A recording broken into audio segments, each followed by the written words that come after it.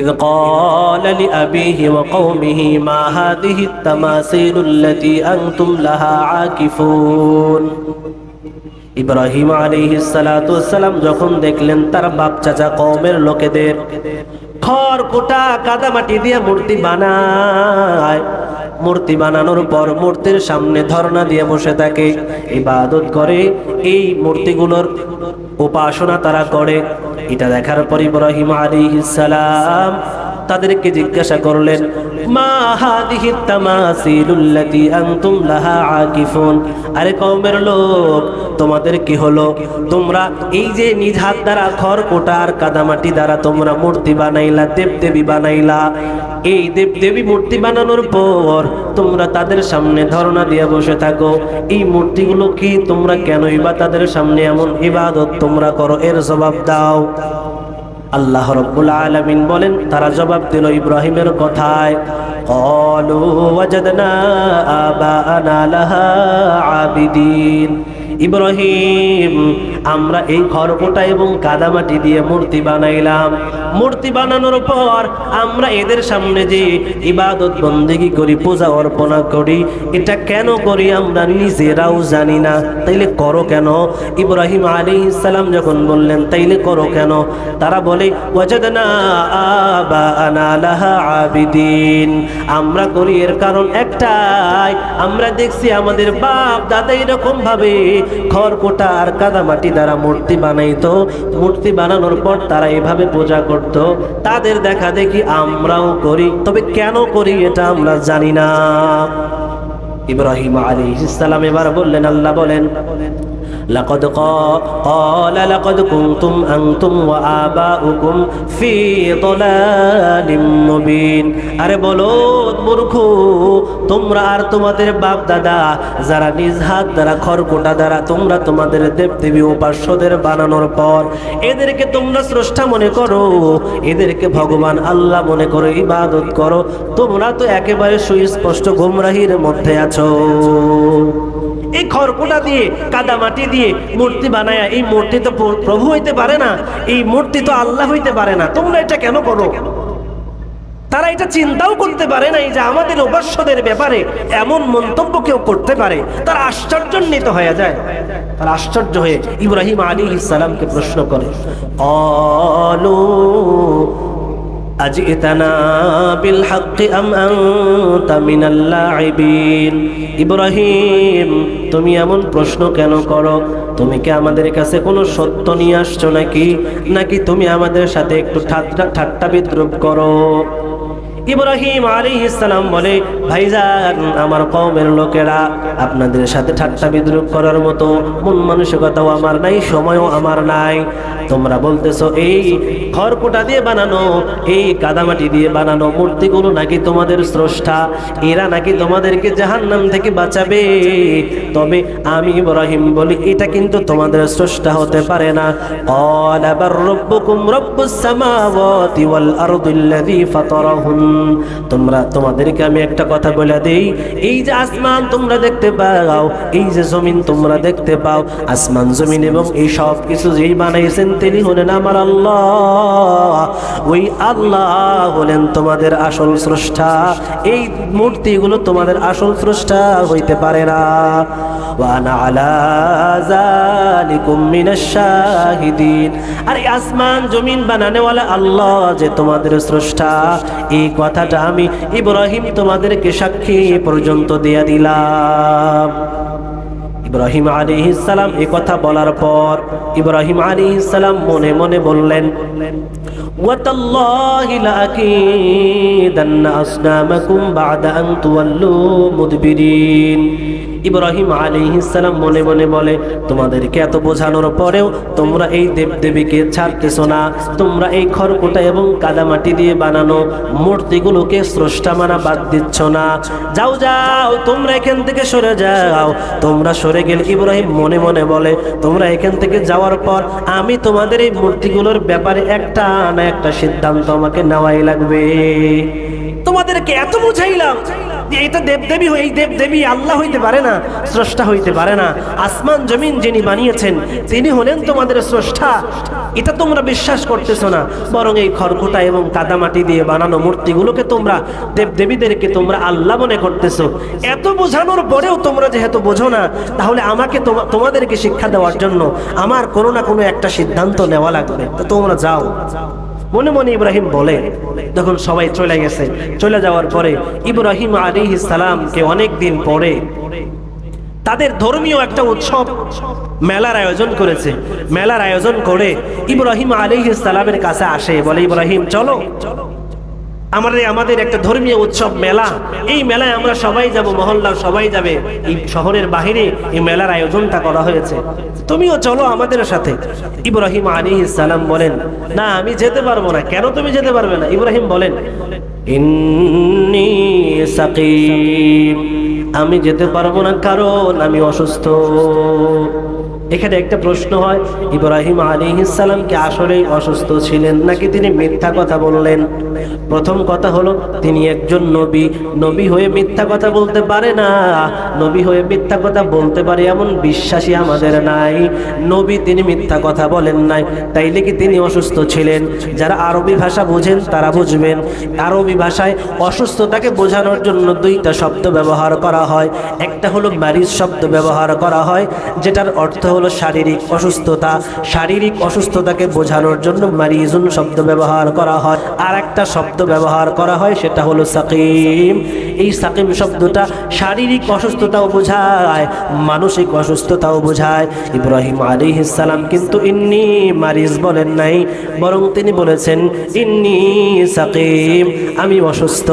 এই সাকিম শব্দ দ্বারা ইব্রাহিম মানসিক অসুস্থতা উদ্দেশ্য নিয়েছেন, আর তাদের কওমের লোকেরা মনে করেছে ইব্রাহিম মনে হয় শারীরিক অসুস্থ। এটা মনে করে ইব্রাহিমকে রেখে তারা সবাই চলে গেছে।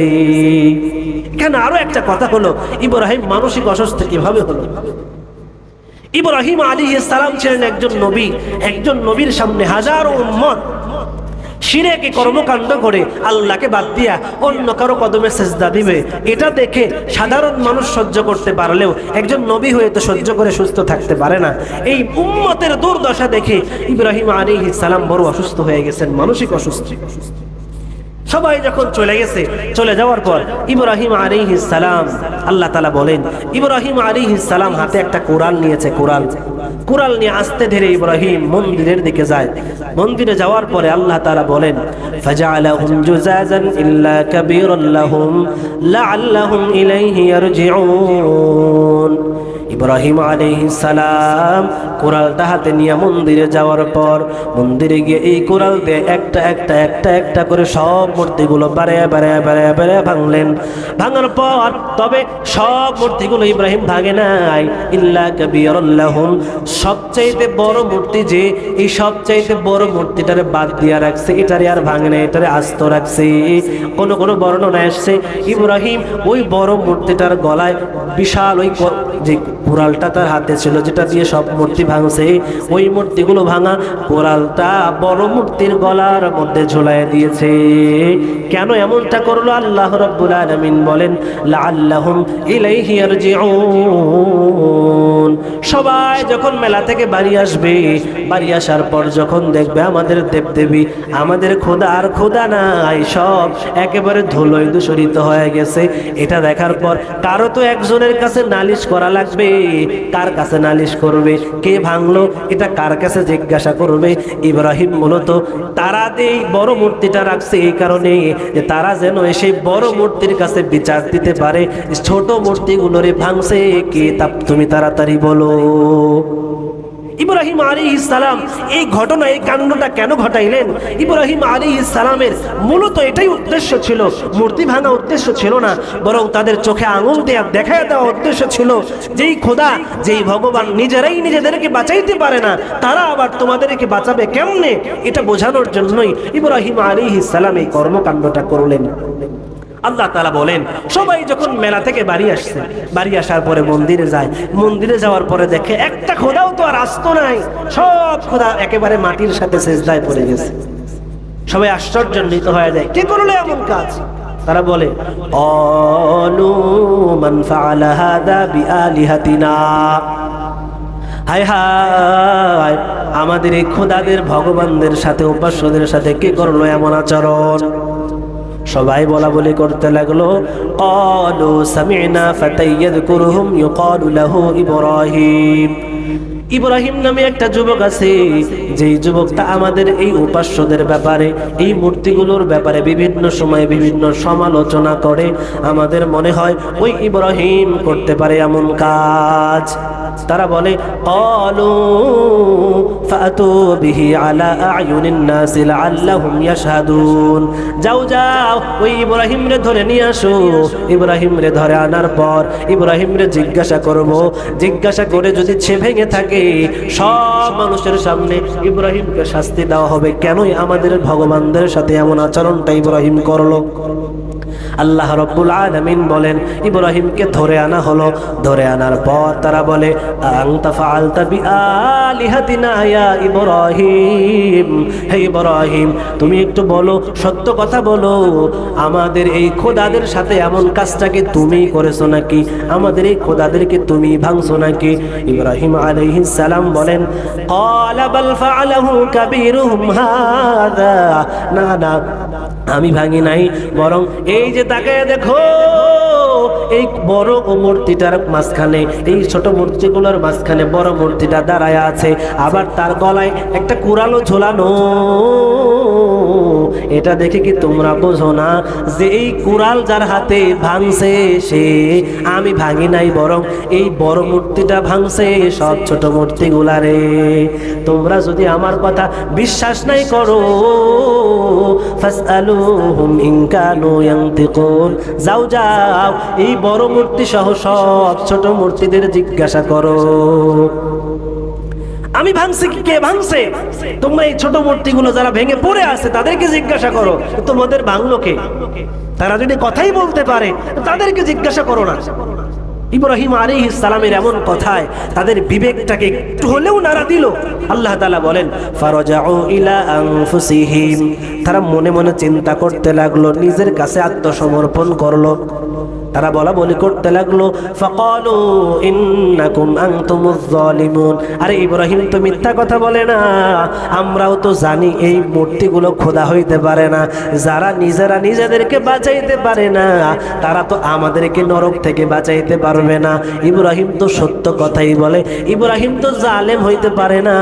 বরং তোমরা এত কিছু সত্য জানার পর সত্যকে তোমরা অমান্য করে চলো, তোমরাই সবচেয়ে বড় জালেম।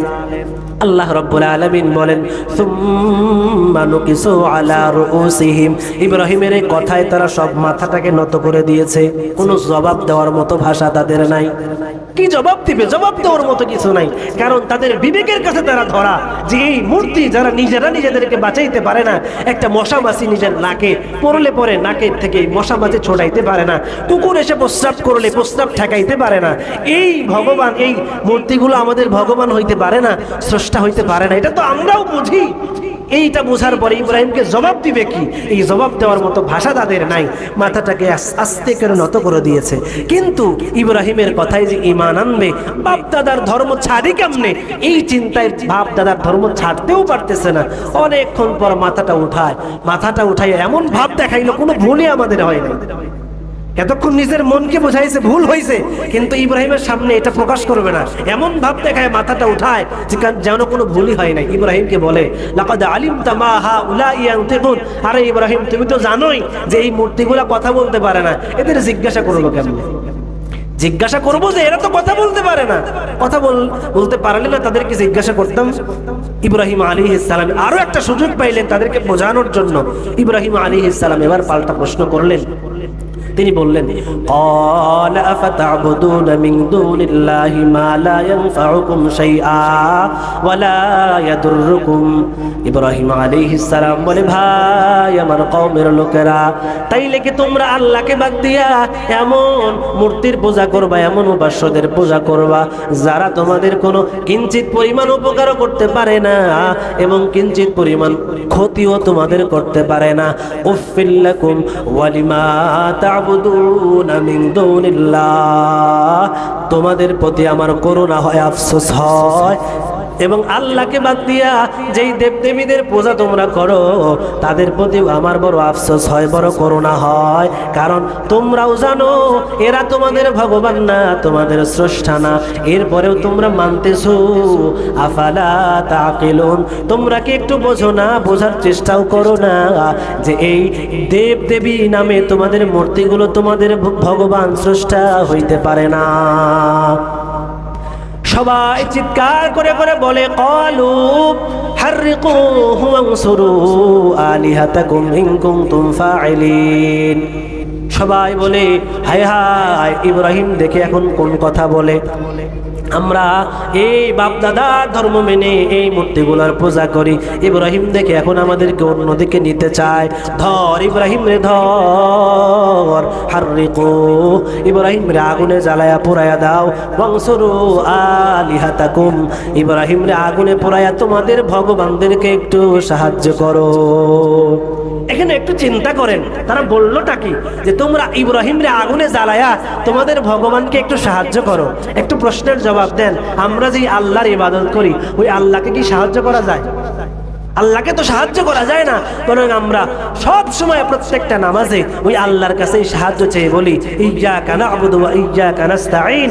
হে আল্লাহ, আপনার ইবাদত করি কেন? আপনার কাছে তো সাহায্য চাই, আমরা ইবাদত করি এটা আপনার কাছে সাহায্য চাই। আল্লাহ, আপনার কি সাহায্য করার মতো ক্ষমতা আমাদের নাই। আর আমাদের আল্লাহ তো এমন আল্লাহ না যে আল্লাহ বিপদে পড়বে, ওই আল্লাহ তো এমন না যে আল্লাহকে সাহায্য করা যায়।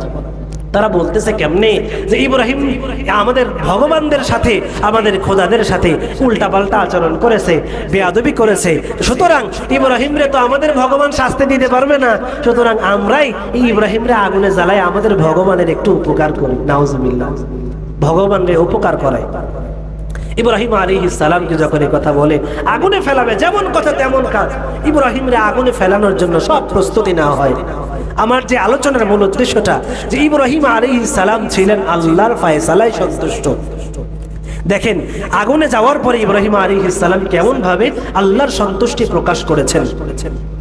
ইব্রাহিম আলাইহিস সালামকে আগুনে ফেলানো হবে, তাফসীরের কিতাবের মধ্যে আসছে ইব্রাহিমরে যখন আগুনে ফেলানো হবে ওই সময় আসমান জমিনের সব ফেরেশতা ইব্রাহিম আলাইহিস সালামের কাছে যায়, ইব্রাহিম আপনি একটু অনুমতি দিয়া দেন। আপনি অনুমতি দিয়া দিলে সব আমাদের ফেরেশতারা মিলে আগুনটা নিভাইয়া দিব। ইব্রাহিম আলাইহিস সালাম এবার বলে, এই ফেরেশতারা তোমরা যে এখানে আগুন নিভানোর জন্য আসছো, তোমরা কি নিজে থেকে আসছো নাকি আমার আল্লাহ পাঠিয়েছে? ফেরেশতারা বলে আল্লাহ পাঠায় নাই, বরং আপনাকে আমরা মোহাব্বত করি, ভালোবাসি, এই ভালোবাসার জায়গা থেকে আমরা এখানে আসলাম, আল্লাহ আমাদের পাঠায় নাই। ইব্রাহিম আলাইহিস সালাম বলে ফেরেশতা আল্লাহর ফয়সালা কি এটা আগে বলো। ইব্রাহিম আলাইহিস সালামের কথায় ফেরেশতারা বলে ইব্রাহিম আমাদের আল্লাহর ফয়সালা হলো তোমাকে আগুনে নিক্ষিপ্ত হওয়া লাগবে। ইব্রাহিম আল্লাহর ফয়সালায় কেমন সন্তুষ্ট। ইব্রাহিম আলাইহিস সালাম এবার বললেন আমার আল্লাহ যদি আমাকে আগুনে নিক্ষেপ করেই খুশি হয়, আমি ইব্রাহিম আমার আল্লাহর এই ফয়সালায় আগুনে নিক্ষিপ্ত হইতেও সন্তুষ্ট আছি। ইব্রাহিমকে আগুনে ফেলানো হয়। আল্লাহ রাব্বুল আলামিন আগুনকে হুকুম করে দিল কুলনা ইয়া নারু কুনি বারদাও ওয়া সালামান আলা ইব্রাহিম, আগুন সাবধান, ইব্রাহিম রে জ্বালাইবা না, পোড়াইবা না, বরং ইব্রাহিমের জন্য শান্তিদায়ক নরম বিছানায় পরিণত হয়ে যাও। সুবহানাল্লাহ। তাহলে আমরা এই আলোচনার দ্বারা বুঝলাম ইব্রাহিম আলাইহিস সালাম নমরুদ কর্তৃক যে আগুনে তাকে ফেলানো হয়েছিল, এই আগুনে গিয়েও তিনি ছিলেন আল্লাহর ফয়সালায় সন্তুষ্ট।